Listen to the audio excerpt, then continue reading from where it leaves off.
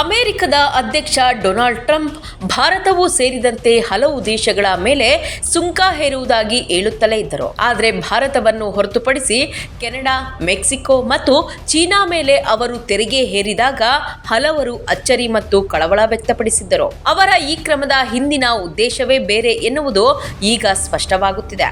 ತಮ್ಮ ದೇಶವನ್ನು ಕಾಡುತ್ತಿರುವ ಅಕ್ರಮ ವಲಸಿಗರ ಒಳನುಸುಳುವಿಕೆ, ಮಾದಕ ದ್ರವ್ಯ ಕಳ್ಳಸಾಗಣೆಯಂತಹ ಸಮಸ್ಯೆಗಳಿಗೆ ಪರಿಹಾರ ಕಂಡುಕೊಳ್ಳಲು ಅವರು ತೆರಿಗೆ ಹೇರಿಕೆಯನ್ನು ಸಾಧನವನ್ನಾಗಿ ಬಳಸಿಕೊಂಡಿದ್ದಾರೆ ಎಂದು ವಿಶ್ಲೇಷಿಸಲಾಗುತ್ತಿದೆ. ಫೆಬ್ರವರಿ 4ರಿಂದ ಅನ್ವಯವಾಗುವಂತೆ ಕೆನಡಾ, ಮೆಕ್ಸಿಕೋದ ಎಲ್ಲ ಉತ್ಪನ್ನಗಳ ಮೇಲೆ ಶೇಕಡ 25% ಹಾಗೂ ಚೀನಾದ ಸರಕುಗಳ ಮೇಲೆ ಶೇಕಡ 10% ಸುಂಕ ವಿಧಿಸುವುದಾಗಿ ಅಮೆರಿಕದ ಅಧ್ಯಕ್ಷ ಡೊನಾಲ್ಡ್ ಟ್ರಂಪ್ ಘೋಷಿಸಿದರು. ಟ್ರಂಪ್ ಅವರ ತೆರಿಗೆ ಅಸ್ತ್ರಕ್ಕೆ ಆ ರಾಷ್ಟ್ರಗಳಿಂದಲೂ ಪ್ರತಿ ಅಸ್ತ್ರಗಳು ಪ್ರಯೋಗವಾದವು. ಕೆನಡಾ ಅಮೆರಿಕದ ಉತ್ಪನ್ನಗಳ ಮೇಲೆ ಶೇಕಡ 25% ಸುಂಕ ವಿಧಿಸುವುದಾಗಿ ಘೋಷಿಸಿತು. ಚೀನಾ ಕೂಡ ಅಮೆರಿಕದ ಕಲ್ಲಿದ್ದಲು, LNG ಮೇಲೆ ಶೇಕಡ 15% ಮತ್ತು ಕಚ್ಚಾ ತೈಲ ಶಸ್ತ್ರಾಸ್ತ್ರಗಳ ಮೇಲೆ ಶೇಕಡ 10% ಸುಂಕ ವಿಧಿಸುವುದಾಗಿ ಘೋಷಿಸಿತು. ಸ್ವದೇಶದಲ್ಲೇ ವಿರೋಧ. ಟ್ರಂಪ್ ನಿರ್ಧಾರಕ್ಕೆ ಮೊದಲು ಅಮೆರಿಕದಿಂದಲೇ ವಿರೋಧ ವ್ಯಕ್ತವಾಯಿತು. ತೆರಿಗೆ ಹೇರಿಕೆಯ ಹೊರೆಯು ಅಮೆರಿಕದ ಗ್ರಾಹಕರ ಮೇಲೆ ಬೀಳಲಿದ್ದು ಸರಕುಗಳ ಬೆಲೆ ಹೆಚ್ಚಾಗಲಿದೆ ಎನ್ನುವ ಅಭಿಪ್ರಾಯ ಕೇಳಿಬಂದವು. ಮಾರಾಟಕ್ಕೆ ಅಣಿಯಾಗಿರುವ ಸರಕುಗಳ ಬೆಲೆ ಹೆಚ್ಚಿಸುವುದಷ್ಟೇ ಅಲ್ಲ, ಇತರೆ ವಸ್ತುಗಳನ್ನು ತಯಾರಿಸಲು ಬೇಕಾದ ಮಧ್ಯಂತರ ಸರಕುಗಳ ಬೆಲೆಯೂ ಇದರಿಂದ ಹೆಚ್ಚಾಗುತ್ತದೆ ಎಂದು ಬಾಸ್ಟನ್ನ ಫೆಡರಲ್ ರಿಸರ್ವ್ ಅಧ್ಯಕ್ಷೆ ಸೂಸಾನ್ ಎಂ ಕಾಲಿನ್ಸ್ ಪ್ರತಿಕ್ರಿಯಿಸಿದರು. ಇಷ್ಟಾದರೂ ಟ್ರಂಪ್ ಸರ್ಕಾರ ತೆರಿಗೆ ವಿಧಿಸಿದ್ದನ್ನು ಸಮರ್ಥಿಸಿಕೊಂಡಿತು. ಕೆನಡಾ, ಚೀನಾ ಮತ್ತು ಮೆಕ್ಸಿಕೋದಿಂದ ಅಮೆರಿಕದ ಒಳಗೆ ಫೆಂಟಾನಿಲ್ ಮಾದಕ ದ್ರವ್ಯ ಪ್ರವೇಶಿಸುತ್ತಿದ್ದು ಅದು ಜನರನ್ನು ಕೊಲ್ಲುತ್ತಿದೆ. ಜತೆಗೆ ವಲಸಿಗರು ಒಳಬರುತ್ತಿದ್ದು ದೇಶದ ಭದ್ರತೆಗೆ ಧಕ್ಕೆ ಉಂಟಾಗುತ್ತಿದೆ ಎನ್ನುವುದು ಶ್ವೇತಭವನದ ಸಮರ್ಥನೆ. ಚೀನಾ, ಕೆನಡಾ ಮತ್ತು ಮೆಕ್ಸಿಕೋಗಳಿಂದ ಅಮೆರಿಕಕ್ಕೆ ವಾರ್ಷಿಕ $1 ಲಕ್ಷ ಕೋಟಿ ಮೊತ್ತದ ಸರಕುಗಳು ಆಮದಾಗುತ್ತಿದ್ದು ಒಟ್ಟು ಆಮದಿನಲ್ಲಿ ಈ ರಾಷ್ಟ್ರಗಳ ಪಾಲು 1/3 ಅಮೆರಿಕದ ತೆರಿಗೆ ಹೇರಿಕೆ, ಅದಕ್ಕೆ ಪ್ರತಿಯಾಗಿ ಇತರೆ ದೇಶಗಳು ಪ್ರತೀಕಾರದ ಕ್ರಮಕ್ಕೆ ಮುಂದಾಗಿರುವುದರಿಂದ ವ್ಯಾಪಾರ ಸಮರ ಏರ್ಪಡುತ್ತದೆ. ಪೂರೈಕೆ ಸರಪಳಿಗೆ ಹಾನಿಯಾಗಿ ಅಂತಾರಾಷ್ಟ್ರೀಯ ವ್ಯಾಪಾರ ವ್ಯವಸ್ಥೆಯನ್ನು ಪತನಗೊಳಿಸುವುದಲ್ಲದೆ ದೇಶಗಳ ಆರ್ಥಿಕತೆಗಳಿಗೂ ಪೆಟ್ಟು ನೀಡುವ ಸಾಧ್ಯತೆಗಳಿವೆ ಎನ್ನುವ ಕಳವಳ ವ್ಯಕ್ತವಾಯಿತು. ಮುಂದೇನು ಘಟಿಸಬಹುದು ಎನ್ನುವ ಕದನ ಕುತೂಹಲ ಮೂಡಿರುವಾಗಲೇ ಟ್ರಂಪ್ ಅವರು ಅನಿರೀಕ್ಷಿತ ನಿರ್ಧಾರ ಕೈಗೊಂಡಿದ್ದಾರೆ. ಕೆನಡಾ, ಮೆಕ್ಸಿಕೋದಿಂದ ಬರುವ ಸರಕುಗಳ ಮೇಲೆ ಶೇಕಡ 25% ಸುಂಕ ಹೇರಿದ್ದ ತಮ್ಮ ನಿರ್ಧಾರವನ್ನು 30 ದಿನಗಳ ಮಟ್ಟಿಗೆ ತಡೆಹಿಡಿದಿದ್ದಾರೆ. ತಮ್ಮ ಸಾಂಪ್ರದಾಯಿಕ ಎದುರಾಳಿಯಾದ ಚೀನಾ ಮೇಲೆ ವಿಧಿಸಿದ್ದ ತೆರಿಗೆ ಮಾತ್ರ ಜಾರಿಯಲ್ಲಿರಲಿದೆ ಎಂದಿದ್ದಾರೆ. ಟ್ರಂಪ್ ಅವರ ವರ್ತನೆಯನ್ನು ಹಲವು ವಿಧದಲ್ಲಿ ವಿಶ್ಲೇಷಿಸಲಾಗುತ್ತಿವೆ. ಅವರು ಕೆನಡಾ ಮತ್ತು ಮೆಕ್ಸಿಕೋ ಮೇಲೆ ತೆರಿಗೆ ಹೇರಿದ್ದರ ಹಿಂದೆ ಬೇರೆಯದೇ ಉದ್ದೇಶಗಳಿದ್ದವು ಎನ್ನಲಾಗುತ್ತಿದೆ. ಅಮೆರಿಕಕ್ಕೆ ಕೆನಡಾ ಹಾಗೂ ಮೆಕ್ಸಿಕೋ ಗಡಿಗಳಿಂದ ದೊಡ್ಡ ಪ್ರಮಾಣದಲ್ಲಿ ವಲಸಿಗರು ಬರುತ್ತಿದ್ದಾರೆ. ಹಾಗೆಯೇ ಭಾರೀ ಪ್ರಮಾಣದಲ್ಲಿ ಮಾದಕ ವಸ್ತುಗಳನ್ನು ದೇಶದೊಳಗೆ ಕಳ್ಳಸಾಗಣೆ ಮಾಡಲಾಗುತ್ತಿದೆ. ತೆರಿಗೆಯನ್ನು ಅಸ್ತ್ರವಾಗಿಸಿಕೊಂಡು ಅದಕ್ಕೆಲ್ಲ ಪರಿಹಾರ ಕಂಡುಕೊಳ್ಳುವ ಸಲುವಾಗಿಯೇ ಟ್ರಂಪ್ ಅವರು ತೆರಿಗೆ ಹೇರುವ ಕಾರ್ಯತಂತ್ರ ಅನುಸರಿಸಿದರು ಎನ್ನಲಾಗುತ್ತಿದೆ. ಮೊದಲು ತೆರಿಗೆ ಹೇರಿಕೆ, ನಂತರ ಮಾತುಕತೆ. ಸದ್ಯಕ್ಕೆ ಟ್ರಂಪ್ ಅವರು ಅಂದುಕೊಂಡಂತೆಯೇ ವಿದ್ಯಮಾನಗಳು ಘಟಿಸಿವೆ.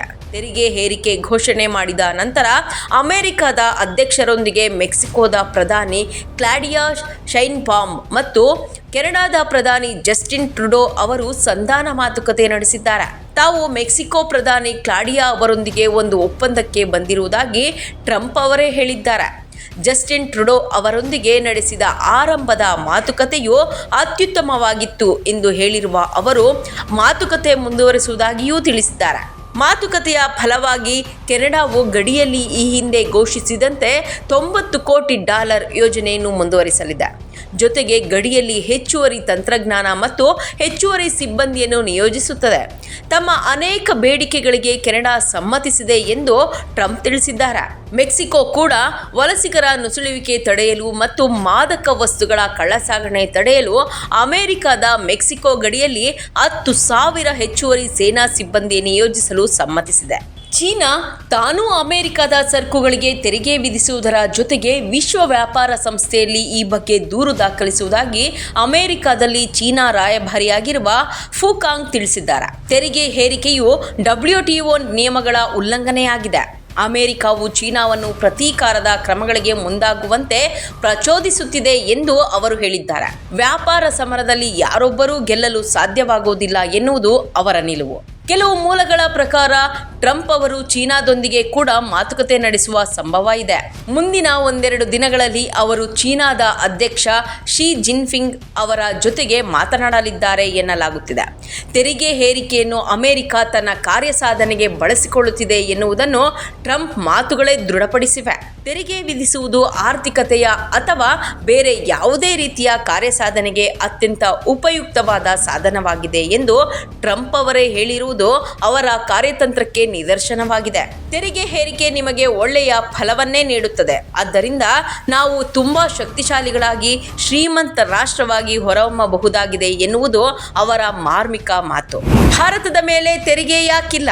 ಭಾರತದಿಂದ ಅಮೆರಿಕಕ್ಕೆ ರಫ್ತು ಮಾಡಲಾಗುವ ಸರಕುಗಳ ಮೇಲೆಯೂ ತೆರಿಗೆ ಹಾಕುವ ಬೆದರಿಕೆಯನ್ನು ಡೊನಾಲ್ಡ್ ಟ್ರಂಪ್ ಒಡ್ಡಿದ್ದರು. ಭಾರತವು ಅಮೆರಿಕದ ಉತ್ಪನ್ನಗಳ ಮೇಲೆ ಹೆಚ್ಚು ತೆರಿಗೆ ವಿಧಿಸುತ್ತದೆ, ಆದರೆ ಅಮೆರಿಕ ಭಾರತದ ಉತ್ಪನ್ನಗಳಿಗೆ ತೆರಿಗೆ ವಿಧಿಸುತ್ತಿಲ್ಲ ಎಂದು ಅವರು ಹೇಳಿದ್ದರು. ಆದರೆ ಮೆಕ್ಸಿಕೋ, ಚೀನಾ ಮತ್ತು ಕೆನಡಾಗಳ ಉತ್ಪನ್ನಗಳ ಮೇಲೆ ತೆರಿಗೆ ವಿಧಿಸುವ ನಿರ್ಧಾರವನ್ನು ಘೋಷಿಸುವ ಸಂದರ್ಭದಲ್ಲಿ ಟ್ರಂಪ್ ಭಾರತವನ್ನು ಕೈಬಿಟ್ಟಿದ್ದಾರೆ.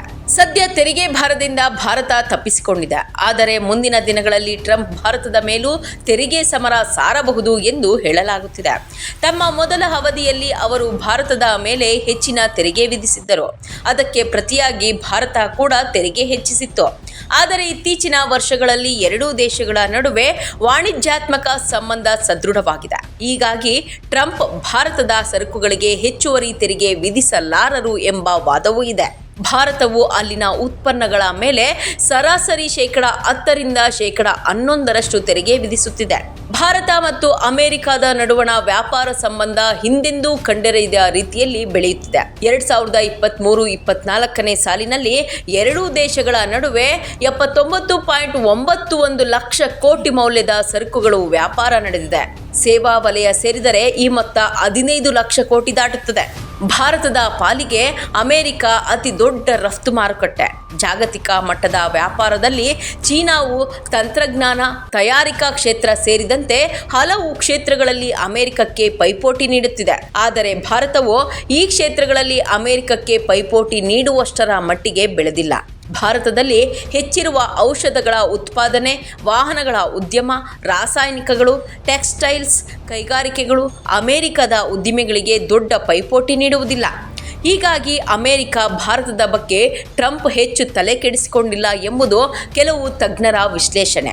ಜೊತೆಗೆ ಟ್ರಂಪ್ ತೆರಿಗೆ ವಿಧಿಸುವ ಬೆದರಿಕೆ ಒಡ್ಡುತ್ತಿದ್ದಂತೆಯೇ ಭಾರತವು ಅಮೆರಿಕದೊಂದಿಗಿನ ವಾಣಿಜ್ಯ ಸಂಬಂಧದಲ್ಲಿ ರಕ್ಷಣಾತ್ಮಕ ನಿಲುವು ತೆಗೆದುಕೊಳ್ಳಲು ಮುಂದಾಗಿದೆ.